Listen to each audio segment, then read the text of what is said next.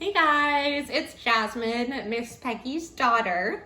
I thought that it would be fun to share some of my animal friends with you guys while you're stuck at home. So today we're going to go through my collection of reptiles. I have about 6 different animals at home right now, 4 lizards and 2 snakes. So this is our first guest today. This is Samhain, and she is a Kenyan sand boa. So as you can see, she's not very big.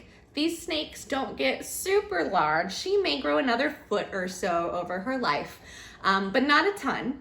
And these snakes are really lovely animals. As you can see, she's very calm and relaxed. I've had her since she was a tiny little noodle, and now she's become quite the chunkier noodle. But if you get up close, I can kind of put her down here and see if we can get a better shot.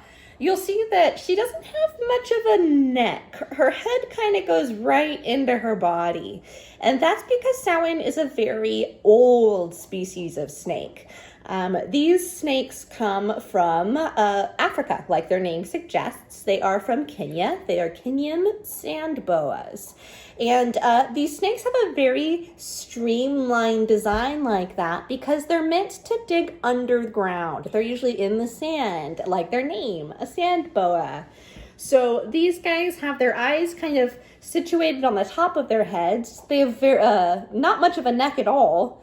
And then they're just kind of one long noodle. So she's a very simple snake, but one of the really, really sweet, fun snakes to have as a pet. So I love having her around. She's a good ambassador to teach people that snakes are not scary. They're very sweet. And I try to tell everybody they're much more scared of us than we are scared of them. So the more you can get to know a snake, I encourage you to do so. They're wonderful animals.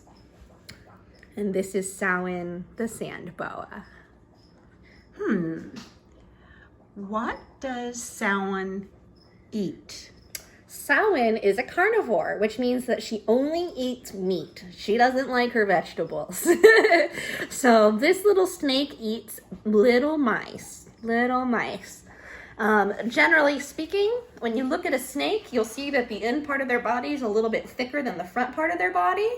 So if you look at the thickest part of her body, right about here, that's the size of her food. So that a snake can eat anything the largest part of their body. So when I get her a mouse, I try to get one that's about the same size as she is around, like that.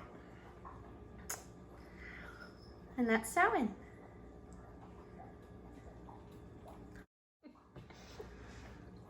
All right, guys, this is Elvira, and she's a bearded dragon. Now, let's see if I can get her down on the towel here. As you'll see, she's a very bright color. Not all bearded dragons are colored like this. They come in many different colors, but she's special. She's what we call a citrus. So she has these beautiful orange and yellow colors in her. Here you go. Now you can see her a little better. Elvira is a full-grown adult female bearded dragon. So she's a lady. And this is about the average size you'll see for a healthy adult bearded dragon. Elvira came to me as a rescue. She was bounced around from a couple different houses because people weren't sure how to take care of her. So eventually she came to me, and she started out being very, very shy. She was afraid of people and would hide in her cage. But now she's much more energetic. She loves attention and loves food even more than she loves attention. So this little queen of the house thinks that she's in charge most of the time, and can usually be found pressed right up against the glass on her cage looking for attention. If you look, which I think is pretty neat, these lizards have 5 fingers and toes just like human beings do. I always thought that was a neat fact, that they look a little bit like us if we had claws. And yes, she does have claws, but they're not sharp. She just uses them to help her climb. They're not sharp enough to hurt anything, really. She is an omnivore, which means she eats meat and vegetables and fruits. So she eats a variety of foods. She loves arugula and other green leafy vegetables. She also loves berries and mangoes and all sorts of fruit. But more than anything, she loves her bugs. bearded dragons love to eat bugs. So she eats a lot of worms, cockroaches, little squirmy things that most people wouldn't want to touch, but those are her favorite snacks. So she takes care of all the bugs around here. So this is Elvira, the bearded dragon. How old is she? You know, I don't know exactly because she was given to me as a rescue. But she's definitely a full-grown adult. I'd say she's definitely at least a few years old. My guess would be that she's maybe 3 or 4 years old, something like that. Nice and healthy adult. Can you talk a little bit about the temperatures that they like and how you know when they're happy? Yeah, so these dragons are actually from Australia. So they enjoy pretty warm temperatures.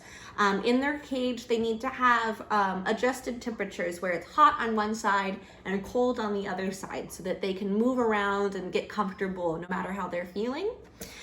So in her cage, the cold side of the cage is about 80 degrees. And the hot side of the cage is about 100, 105, 110 degrees. And that's called her basking spot, where she gets nice and warm, because these guys are cold-blooded, which means they can only get warm from something giving them heat. They can't create warmth for their body all by themselves. So when she's really happy and really warm, she sits under her basking spot and she opens her mouth. That's how she lets you know she's regulating her temperature. They can't sweat. Like a dog. So you know how your dog pants when you're going on a walk because it can't sweat? It sticks its tongue out and goes, That's kind of what these guys do too. They open their mouth to release some of that heat out of their body. Anything else unusual? How about pancaking? Oh, pancaking. So like I said, they like to get heat from outside sources. So when they're basking under their basking light and trying to get nice and warm, sometimes what they'll do is they'll flatten out this belly of theirs, like she's doing right here, and it becomes very flat and round. We call it pancaking because it looks like they become a big pancake. And what that does is that helps her body get nice and big so she can absorb more heat. It actually makes a bigger surface area on her body, which some of you younger kids may not know what that means, but it creates more space on her body so that she can absorb more heat. Neat. Good job. Yeah. Let's meet her sister, Penelope. All right, guys. This is Penelope. So you'll see she looks very familiar, very similar to the last lizard we looked at, but not quite the same. So she is a bearded dragon, just like Elvira, but you'll see that she's much smaller and she's actually a different color. She's not as brightly colored as Elvira was. That's because Penelope is more of a regular type of a bearded dragon. So if you were to go and look in the wild in Australia and try to find a bearded dragon running around in the brush, it would probably look a little more like her. This is closer to what they look like in the wild when you haven't been trying to breed them for a specific color. So this is a much more natural version of a bearded dragon's colors. As you can see, it's a little more sand colored, dirt colored to help them blend in with their surroundings. She does have a little bit of orange around her eyes and a little bit of orange around her chest and on her chin and her front arms, but not quite as much as the other one did.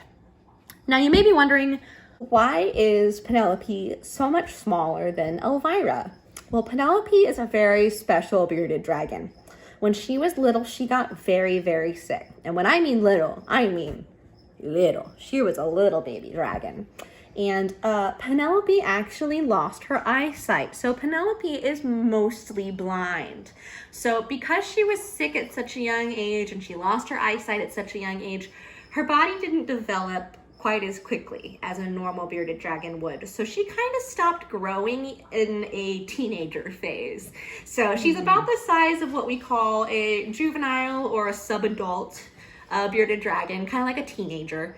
But I don't think she's ever going to get quite large enough to be considered a full-grown bearded dragon. So even though she's one of my older lizards that I own, she's one of my smallest ones. So Penelope is very special. I don't know if you can see well in the video. She doesn't like to open her eyes all the time.